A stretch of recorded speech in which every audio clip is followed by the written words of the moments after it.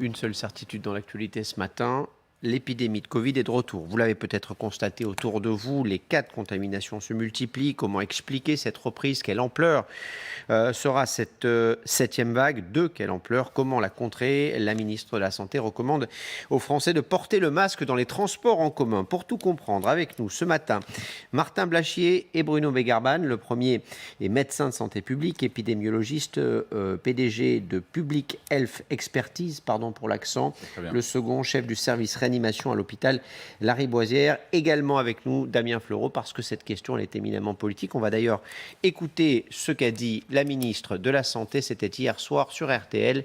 Madame Bourguignon. Je n'irai pas jusqu'à l'obligation, mais en tout cas, je demande aux Français de remettre le masque, oui, effectivement, dans les transports. Vous savez, il suffit de regarder un hall de gare ou un train bondé pour savoir que, d'abord, il faut se protéger soi-même, parce que c'est un variant qui est très transmissible. Et puis, il faut protéger les autres, et notamment les plus fragiles. Donc, je crois qu'il est quasiment d'un devoir citoyen que de se protéger et de protéger les autres. Voilà, donc un devoir citoyen de remettre le masque dans les transports en commun. Laisse et le faut-il? Bon, est-ce qu'on arrivera à stopper cette vague en mettant le masque dans les transports en commun? Non. Vous savez, on l'a mis pendant la moitié de l'année et depuis le début de l'année, il y a eu 20 millions de cas diagnostiqués Covid, probablement 40 millions. Donc on n'arrête pas les vagues épidémiques avec des virus aussi transmissibles en mettant un masque dans les transports en commun. Donc que des gens qui vivent avec des personnes fragiles veuillent en mettre ou que vous vouliez en mettre pour ne pas vous contaminer vous, ou si vous savez que vous êtes malade, ne pas contaminer les autres, oui, donc comportement individuel, mais mettre de façon obligatoire le masque dans les transports, ça me paraît ça me paraît pas cohérent avec la situation endémique du virus. Il y aura des vagues de Covid sur les prochaines années. Donc on vit tout le temps avec le virus. Donc on est dans la 7e vague, mais il y a des vagues depuis le début de l'année. Et donc je pense qu'il ne faut pas que ça devienne une habitude. Et à chaque fois qu'il y a une petite recirculation du virus, on ne va pas demander à toute la population de se remasquer. Donc que ça devienne des comportements individuels. Je suis plus pour une éducation qui porte le masque, quand on porte le masque, plutôt que des stop and go d'obligation de port du masque, comme ça un peu trop brutal selon moi. Sur cette question du masque dans les transports en commun, c'est-à-dire que le port du masque ne sert à rien ou pas à grand-chose en tout cas? Non, je ne crois pas, on ne peut pas dire ça. On va dire le masque peut contribuer à ralentir les contaminations, puisque la contamination provient des interactions entre les individus et le risque augmente lorsque l'on ne peut pas respecter la distanciation sociale dans un espace clos public dans lequel on ne maîtrise pas et on ne connaît pas les personnes qui sont en face de vous. Alors, je suis d'accord avec Martin, c'est probablement pas le port du masque qui va modifier totalement l'évolution de la vague actuelle, puisqu'on sait en Italie où le port du masque est obligatoire, eh bien, l'épidémie progresse de la même façon qu'en France. Néanmoins, le gouvernement ne va pas contre ce que l'on dit, puisqu'en fait, il ne fait que recommander, il ne met pas d'obligation pour le moment.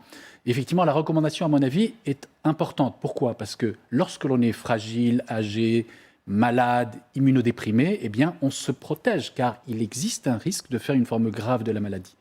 À l'inverse, lorsqu'on est en bonne santé, c'est vrai que pour soi-même, on ne risque pas grand-chose lorsqu'on est vacciné et à jour de ces vaccins.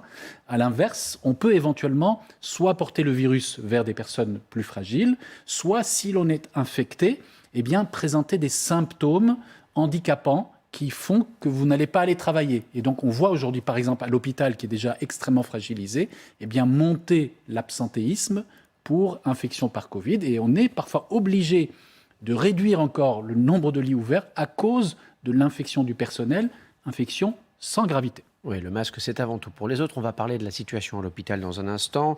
Pas d'obligation, c'est important, c'est ce que dit la ministre. Lorsque l'on regarde les vagues précédentes, Évelyne Potros, quelles étaient les obligations au même niveau de contamination?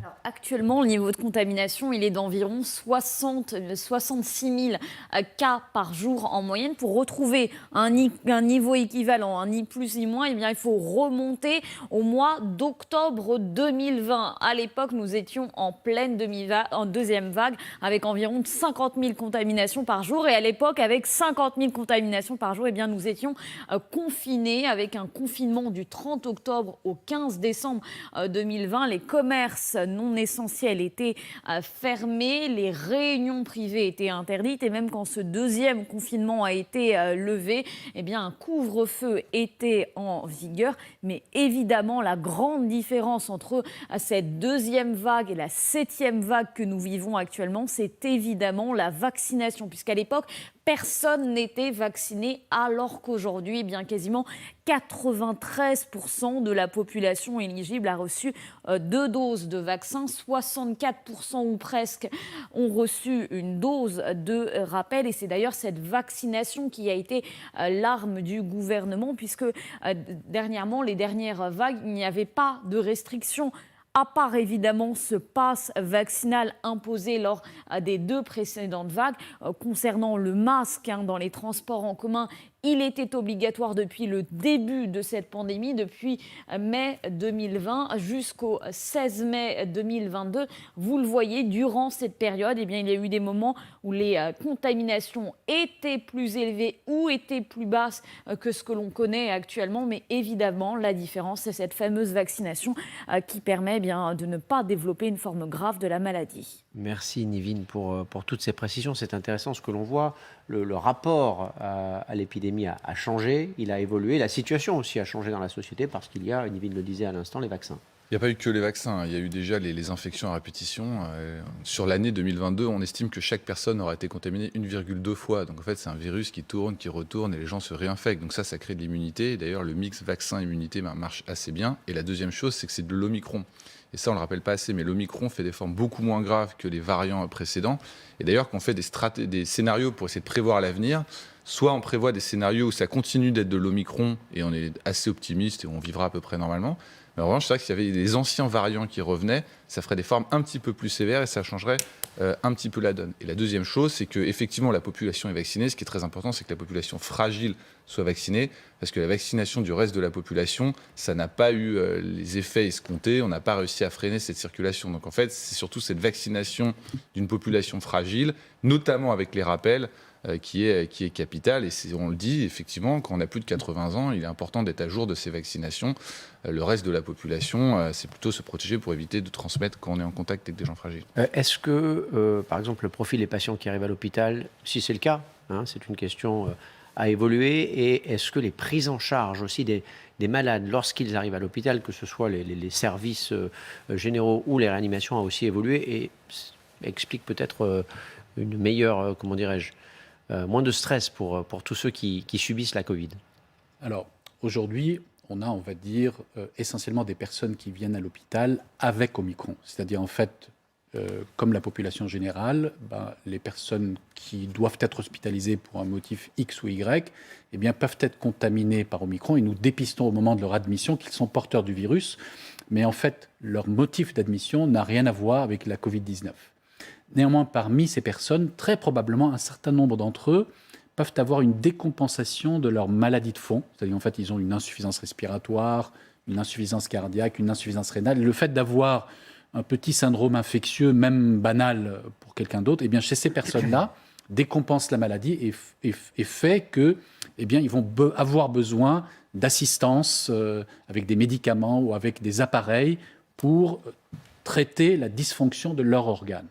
Et donc, c'est aujourd'hui cette typologie de patients, donc des patients relativement âgés et avec des comorbidités que l'on observe. On ne voit pas aujourd'hui encore la forme pneumonique historique de la personne, par exemple obèse ou un peu plus jeune, non vaccinée. On ne voit pas encore. Mais, on va dire, le risque existe. Et plus le temps passe par rapport à la vaccination, au dernier appel, et plus ce risque peut apparaître. On va dire, le danger essentiel, évidemment, et ça a été observé avec cette vague BA5 au Portugal, c'est les personnes âgées, voire même très âgées. Il y a bien eu une poussée des hospitalisations au Portugal. Il y a eu une surmortalité, notamment parmi les personnes de plus de 80 ans. Donc, ce sont ces personnes-là qu'il faut en priorité vacciner. Il faut absolument faire un rappel, la 2e dose de rappel ou la 4e dose en tout, pour remonter l'immunité et éviter de faire ces formes même banales, mais qui malheureusement peuvent entraîner une sévérité plus importante clinique. pour la population générale aujourd'hui, l'essentiel, et c'est ce qu'on a dit tout à l'heure, c'est-à-dire plutôt une attitude altruiste, c'est-à-dire mettre le masque pour éviter d'être le véhicule du virus vers les personnes âgées. Bruno Megarban parle de ce sous-variant, je ne sais pas si c'est comme ça que ça se dit, le BA5. Quelles sont ses caractéristiques? Et au-delà, évidemment, de ce sous-variant-là, quelles sont les caractéristiques peut-être de cette 7e vague? En fait, il y a une étude qui a été faite par l'Institut Pasteur où ils se rendent compte que les variants évoluent de façon à pouvoir réémerger et donc ils changent en fait leur attitude en termes de transmission. Donc ils peuvent avoir des périodes de transmission un petit peu plus larges où ils peuvent être un petit peu plus transmissibles au tout début de la période de contagiosité. Et en fait, ils se sélectionnent comme ça à travers de multiples variants pour être capables de réémerger, de refaire des vagues de contamination. Et je rebondis sur ce qu'a dit le professeur Megarban, c'est très intéressant parce que nous, quand on a regardé effectivement les autres virus respiratoires, on a l'impression effectivement que sur les années où il y a eu la Covid, en fait, la Covid a un petit peu préempté les autres virus respiratoires, c'est-à-dire qu'en fait, elle va faire décompenser les personnes très fragiles de la société avant toutes les autres viroses. Donc en fait, ça va être un petit peu comme si c'était un virus qui allait faucher toutes les personnes fragiles de la société en les faisant basculer du côté de la maladie et en aggravant finalement un état qui est déjà détérioré. Et c'est pour ça qu'effectivement, sur ces variants qui sont pas extrêmement... qui sont très rapides mais qui ne sont pas extrêmement sévères, il faut vraiment avoir une attitude assez réactive dans cette population. Il faut identifier les gens très fragiles et surtout ne pas tarder chez ces personnes-là parce que c'est eux qui vont être inquiétés par effectivement ce variant BA5 qui va très très vite. On a l'impression que la Covid aujourd'hui est toujours moins grave, les variants, sous-variants, etc., mais toujours plus contagieuse, de plus en plus contagieuse, de moins en moins grave. Est-ce que c'est vrai ou est-ce que c'est faux ? Alors, moins grave, non, c'est maintenant, on est dans la lignée des Omicron, donc c'est moins grave que les précédents, mais le BA5 n'est pas moins grave que l'était le BA2 qui a beaucoup circulé en France. Ensuite, c'est quand je dis moins grave, c'est moins dangereux, hein, voilà. Oui, non, mais c'est effectivement moins dangereux. Après, ça va plus vite. De toute façon, c'est la raison qui fait que ça réémerge, c'est qu'on estime que ça va plus vite. Non seulement ça va plus vite, et aussi ça permet de sortir un petit peu de l'immunité qui a été acquise. Donc c'est un jeu permanent entre notre immunité et la capacité de se répliquer du virus. Il y a la vaccination, il y a aussi les traitements. Je pense qu'il y a une attitude un petit peu proactive. Il faut que les gens s'informent sur le fait qu'il y a un traitement qui existe, qu'ils peuvent prendre très rapidement et qui peut éviter d'avoir une forme qui se décompense. Le problème, c'est qu'il faut le prendre au tout début de l'infection, parce que c'est quelque chose qui empêche le virus de se répliquer. Et si le virus a déjà pris trop d'avance dans sa réplication, vous n'arrivez pas en fait à stopper sa réplication exponentielle. Et c'est un moyen, en tout cas, les Américains misent là-dessus pour contrôler les pics épidémiques, notamment dans ces populations. On va parler de la vaccination et les traitements évidemment dans un instant avec vous deux, parce que c'est important. On ne sait plus véritablement ce qui est disponible, ce qu'il faut faire, à quel âge il faut le faire. Juste avant, cette question, évidemment, elle est sanitaire, mais elle est aussi politique. Pour preuve, cette prise de parole hier soir de la ministre. Mais ce n'est pas tout, Damien. Aujourd'hui, la Première ministre s'inquiète aussi de la situation sanitaire. Oui, vers une possible crise sanitaire au cœur de l'été. Bien entendu que c'est un sujet qui préoccupe le sommet de l'État. Elisabeth Borne va donc convoquer à Matignon, tout début d'après-midi, les autorités en charge du suivi de l'épidémie autour de Brigitte Bourguignon, la ministre de la Santé. Donc l'idée avec ces autorités, notamment les directeurs des autorités régionales de santé, des ARS, c'est de faire un point complet d'informations sur l'état de la circulation du virus sur le territoire, et puis aussi d'évaluer des situations avec des scénarios qui doivent être anticipés pour tenter toujours de juguler ces pics, notamment dans une situation, on en parlait tout à l'heure sur votre plateau, dans une situation de tension d'ores et déjà à l'hôpital, où l'on sait que la période estivale est une période où il y a généralement et traditionnellement un peu moins de personnel dans les services, parce qu'il y a des congés, parce que l'on sort en plus d'une période très difficile, et puis parfois un sous-investissement qui fait que on doit fermer des lits. Bruno Megarban, on sait qu'Elisabeth Borne regarde régulièrement LCI, donc si la Première ministre nous regardait et nous écoutait à l'instant, elle va consulter cet après-midi ce que vient de nous dire Damien, non seulement les ARS mais aussi les préfets. Qu'est-ce que vous lui diriez ? Pour la coacher, la diriger dans les décisions qu'elle va devoir prendre dans les, j'imagine, dans les heures ou dans les jours qui viennent. J'allais dire immédiatement, à mon avis, effectivement, les recommandations de port du masque, les recommandations de recevoir pour la population éligible sa deuxième dose de vaccination sont les bonnes recommandations. Effectivement, il faut encourager ces personnes au travers Deuxième de leur dose médecin de traitant. rappel. Deuxième dose de rappel pour les D'accord. personnes éligibles de plus de 60 ans ou ayant des comorbidités, c'est-à-dire la 4e dose. Oui. Donc ça, ce sont les bonnes recommandations. Il faut surtout se baser sur les médecins traitants, les pharmaciens référents, éventuellement les assistantes sociales, pour pousser la population à risque à se protéger. Ensuite, il y a un problème plus de fond. Et là, à mon avis, ce n'est pas une histoire de replâtrage en 5 minutes. C'est-à-dire qu'il faut traiter la difficulté de l'hôpital public. Et ça, il faut tout revoir à fond. C'est-à-dire en termes de gestion, en termes d'organisation, en termes de motivation, en termes d'attractivité, en termes de salaire. Et donc ça ne va pas se faire en 3 minutes. Il y a déjà eu, par ailleurs, parce que ce sujet est quand même ancien, Là, elle est en le train fameux d'éteindre sa télé, Ségur, Elisabeth Borne.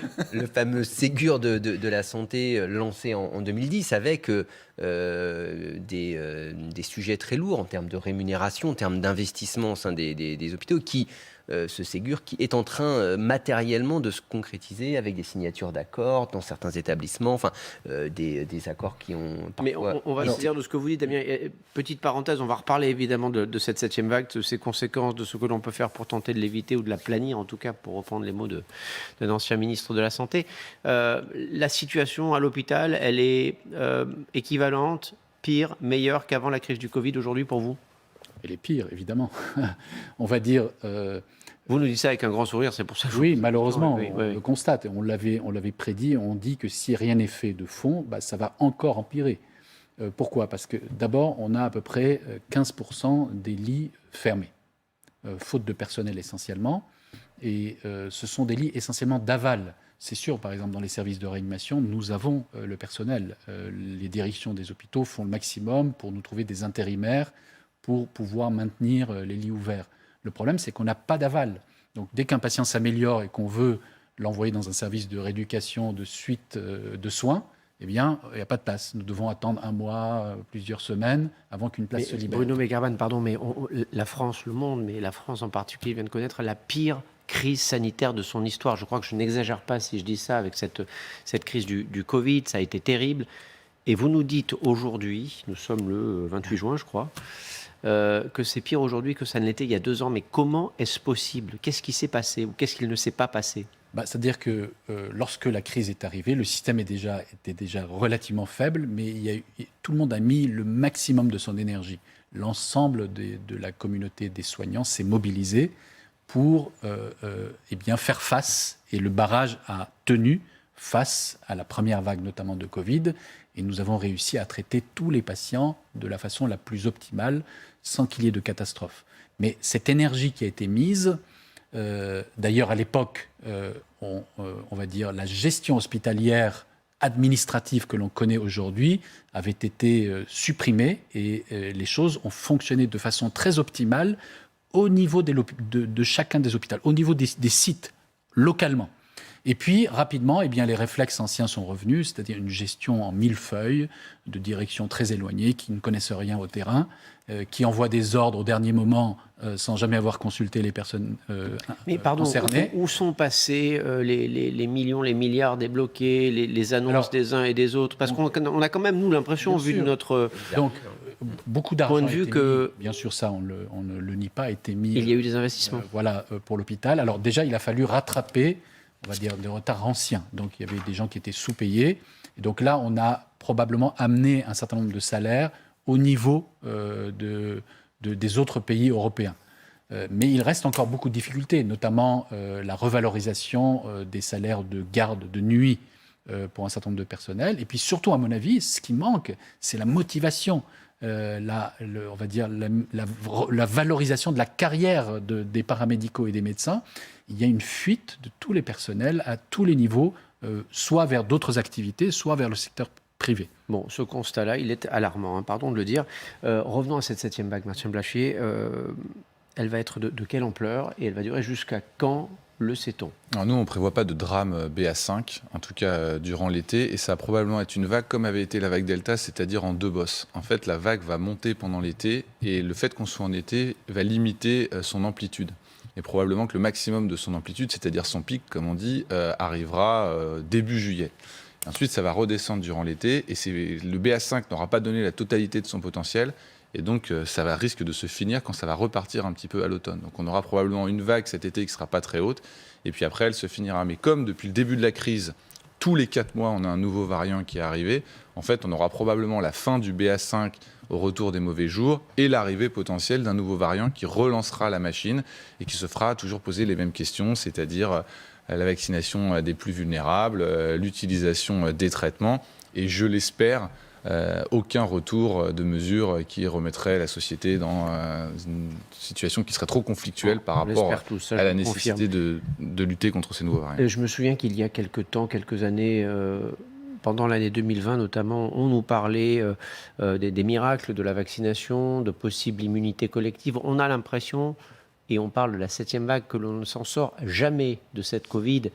Comment l'expliquer ? Je vais vous dire, nous, on a fait des simulations jusqu'en 2025. Et pour l'instant, ce qu'on imagine, c'est qu'il y aura des vagues jusqu'en 2025. C'est-à-dire qu'on est dans une situation endémique avec un virus qui est là et qui évolue suffisamment à chaque fois. Elisabeth Borne a jeté sa téléporteur. Voilà, pour pouvoir, en fait, repartir comme ça. Alors, soit faire des petites vagues d'été, si le variant arrive en mai-juin en France, soit faire des vagues plus importantes. Mais ça, c'est commun à tous les virus. C'est commun à la c'est bronchiolite spécifique chez les enfants, à ce virus-là. C'est tous les virus respiratoires hivernaux. En fait, vous avez un jeu comme ça de variants qui se décalent petit à petit et qui arrivent à recréer. Donc, ça n'aura pas des conséquences dramatiques, mais chaque hiver, ça risque de faucher un certain nombre de personnes très fragiles qui, malheureusement, décompenseront à cause de ce virus, comme ils décompensaient à cause d'autres virus les autres hivers. Simplement, l'arrivée de ce virus fera qu'il y en aura un petit peu plus que les années précédentes. Et effectivement, quand vous regardez sur 2021, 2022 et 2020, vous avez une petite surmortalité dans cette population très âgée par rapport à l'année 2018 et 2019. Donc, ce n'est pas une situation dramatique,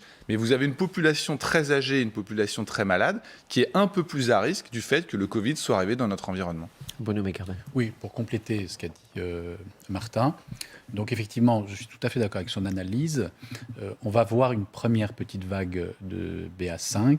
Et en fait, le virus va circuler essentiellement parmi les jeunes, notamment lorsque cette population qui a beaucoup d'interactions sociales va aller sur les côtes et les lieux de villégiature.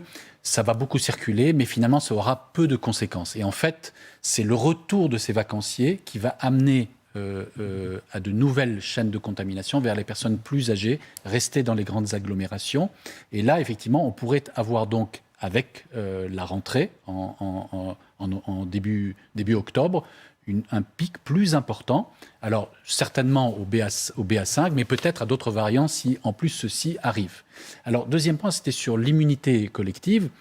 Je pense que nous avons déjà une certaine immunité collective qui fait qu'on parle maintenant plutôt de situation endémique, c'est-à-dire de circulation à bas niveau du virus et de temps en temps des poussées épidémiques avec des petits sous-variants. Mais cette immunité collective nous protège malgré tout contre le risque de faire des formes graves de la maladie. Car si nous n'avions pas cette immunité vaccinale et liée aux infections antérieures, nous serions tous là, même avec Omicron, menacés de faire une forme grave de la maladie. Mais il est vrai que pour ce type de virus, l'immunité que l'on acquiert n'est pas suffisante, quelle qu'en soit l'origine, pour empêcher la contamination. Et de fait, comme c'est un virus qui a une certaine capacité de se modifier, il vient en permanence s'adapter lui-même pour pouvoir se répliquer et se propager, mais surtout, il va faire des infections faibles parce qu'évidemment, il ne veut pas se heurter au système immunitaire, il va plutôt infecter les voies aériennes supérieures et ainsi, il va se multiplier sans pour autant aller en profondeur et donner des maladies plus graves. Une question à tous les deux, très simple, en quelques secondes, s'il vous plaît. Des conseils de base pour éviter, que l'épidémie ne prenne une autre tournure que celle que vous nous avez décrite tout à l'heure et qu'elle soit monumentale, et 2, de passer un bon été, qu'on puisse tous aller au bar, au restaurant, en boîte de nuit et je ne sais où pour profiter des vacances. Mais pour ceux qui en prennent. Un conseil de bon sens qui vaut pour tout le reste. Il faut faire attention aux gens fragiles, c'est-à-dire tous les personnes très âgées ou qu'il y a quelqu'un qui est très malade dans la famille, il faut y faire attention. Donc si jamais on a le moindre signe, il faut porter un masque quand on va la voir ou reporter un petit peu la visite qu'on voulait lui porter. Et ces personnes-là, il faut s'assurer qu'elles soient à jour de leur vaccination. Et puis si jamais elles commencent à être un tout petit peu malades, être rapide pour consulter, pour potentiellement avoir un traitement qui fait que ça va éviter une forme grave. Donc voilà, c'est des gens qui sont fragiles, il faut y faire attention, il faut inclure maintenant la Covid dans les précautions à prendre avec ces personnes-là. Oui, tout à fait. Je pense qu'on doit apprendre à vivre avec le virus. À mon avis, les vacances pourront se dérouler quasi normalement, avec la restriction que vient de dire Martin, c'est-à-dire être très prudent vis-à-vis des personnes à risque. Donc oui, effectivement, encourager les personnes âgées de son foyer à recevoir la 2e dose de rappel, et puis mettre le masque lorsque on est susceptible de les fréquenter. Donc effectivement, si on a dans sa famille des personnes fragiles, malades, oui, il faut mettre le masque très régulièrement dans les espaces clos, fermés et les transports en commun. Si maintenant on vit tout seul, on est jeune et on ne fréquente que des jeunes, notamment pendant ces vacances d'été, là la question est plus ouverte. À chacun ses responsabilités de savoir si oui ou non il a envie de passer 1 ou 2 jours fébriles chez lui.